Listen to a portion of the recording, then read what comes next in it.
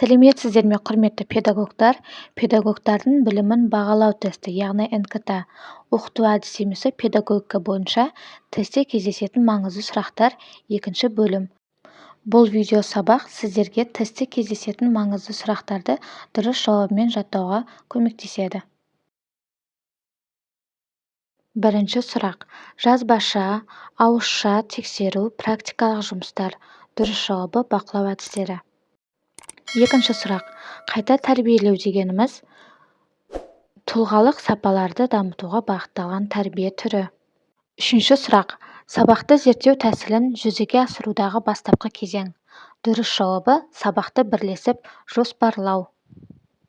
Төртінші сұрақ: сабақты зерттеу lesson study тәсілінде зерттеу сабағы аяқталғаннан кейін жүзеге асатын талдаудың белгіленген құрылымы бойынша кезеңдердің бірі. Дұрыс жауабы келесі сабақты зерттеуді топпен бірлесе жоспарлау. Бесінші сұрақ: дарынды балалармен жұмыс жүргізудегі педагогтың міндеті. Дұрыс жауабы дарынды баланың психологиялық ерекшелігіне назар аудару.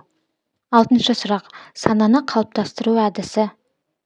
Дұрыс жауабы үлгі-өнеге. Жетінші сұрақ: сұрақ қою оқушының төмендегідей қабілетін арттырады. Дұрыс жауабы сын тұрғысынан ойлау. Сегізінші сұрақ: сынып жетекшінің оқушыларды зерттеу әдісіне жатады. Дұрыс жауабы бақылау. Бақылау сынып жетекшінің оқушыларды зерттеу әдісіне жатады. Тоғызыншы сұрақ: мақсатты ұйымдастырылған педагогтар мен балалардың өзара іс-әрекеттері. Дұрыс жауабы оқыту үдерісі. Оныншы сұрақ: Қазақстанда модульдік оқыту технологиясын қарастырған кім? Дұрыс жауабы Жанпейісова. Сіздерге қосымша мәліметтер. Оқу модулінің өз құрамы бар. Ол 3 бөлімнен тұрады. Бірінші бөлім кіріспе бөлім, екінші диалогиялық сұхбат бөлімі, үшінші бөлімі қорытынды бөлім. Жанпейісова жүргізілген зерттеулер 7-12 сағаттан тұратын оқу модулін өте тиімді деп таныды. 11-ші сұрақ: дидактика терминін алғаш қолданған педагог. Дұрыс жауабы Радке. Көбісі Каменскиймен шатастырып жатады, бірақ ол олай емес. Мәліметтер. Дидактика терминін алғаш ғылымға енгізген неміс педагогы Вольфганг Радке. Өзінің краткий отчет дидактики или искусство обучения Ратихия деп аталатын еңбегінде қолданған. Кейін 1657 жылы чех ғалымы Каменский бұл ұғымды пайдаланған. 12-ші сұрақ: сабақтың оқу мақсатын қалыптастыруда қойылатын сұрақтардың бірі.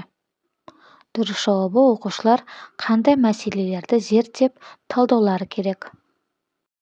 13-ші сұрақ: метатанымдық бақылау ықпал етеді. Дұрыс жауабы ойлау қабілетін жетілдіруге. 14-ші сұрақ: бағалау.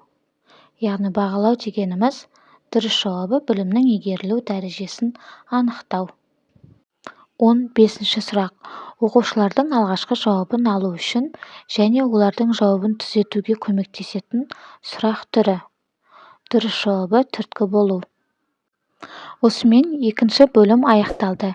Егер видео сабақ сізге пайдалы болса, каналға тіркеліп, лайк және комментарий жазуды ұмытпаңыз. Колокольчик батырмасын басып, келесі видео сабақты бірінші болып көріңіз.